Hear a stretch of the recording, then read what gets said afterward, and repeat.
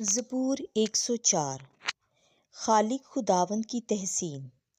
اے میری جان خداوند کو مبارک کہے۔ اے خداوند میرے خدا، تو نہایت عظیم ہے، تو جلال اور جمال سے ملبس ہے۔ تو نور کو جبے کی طرح اوڑھے ہوئے ہے، تو نے آسمان کو سائبان کی مانند پھیلایا ہے، تو نے اپنے بالا خانوں کو پانی پر تعمیر کیا ہے۔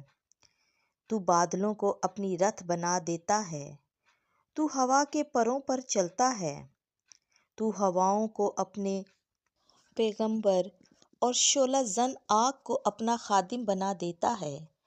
تو نے زمین کو اس کی بنیادوں پر استوار کیا، ابد و اباد تک اسے کبھی جنبش نہ ہوگی۔ تو نے اسے لباس کی طرح سمندر سے ملبس کیا، پانی پہاڑوں پر کھڑا تھا، وہ تیری دھمکی سے بھاگ گیا، وہ تیری گرج کی آواز سے خوفزدہ ہوا۔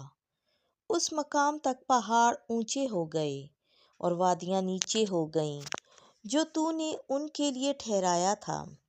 تو نے حد مقرر کر دی جس سے وہ آگے نہ بڑھے، تاکہ لوٹ کر زمین کو نہ ڈھانپیں۔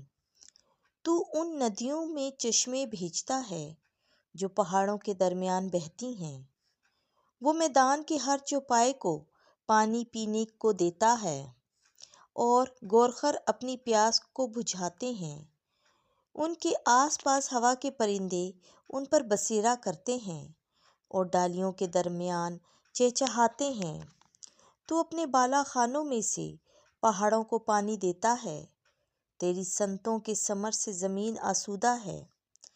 تو مویشی کے لیے گھاس اگاتا ہے اور انسان کی خدمت کے لیے نباتات، تاکہ وہ زمین سے روٹی نکالے، اور میں جو انسان کے دل کو خوش کرتی ہے، اور تیل جس سے وہ اپنے چہرے کو چمکائے، اور روٹی جو انسان کے دل کو تقویت بخشتی ہے۔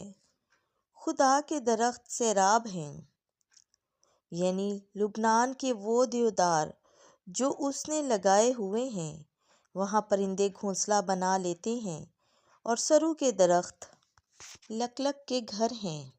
پہاڑی بکریوں کے لیے اونچے اونچے پہاڑ ہیں، اور وبر کے لیے چٹانیں جائے پناہ ہیں۔ تو نے چاند کو بنایا تاکہ موسموں کا نشان ہو، سورج اپنی جائے غروب سے واقف ہے۔ تو تاریکی کو لاتا اور رات ہو جاتی ہے، اس میں تمام جنگلی حیوان چلتے پھرتے ہیں، شیر بچے شکار کے لیے گرجتے ہیں اور خدا سے اپنی خوراک طلب کرتے ہیں۔ جب سورج نکلتا ہے تو وہ پلٹ آتے ہیں اور اپنی ماندوں میں پڑے رہتے ہیں۔ انسان اپنے کاروبار کے لیے اور شام تک اپنی محنت کے لیے باہر نکلتا ہے۔ اے خداوند، تیرے کام کیا ہی کثیر ہیں، تو نے سب کچھ حکمت سے بنایا ہے۔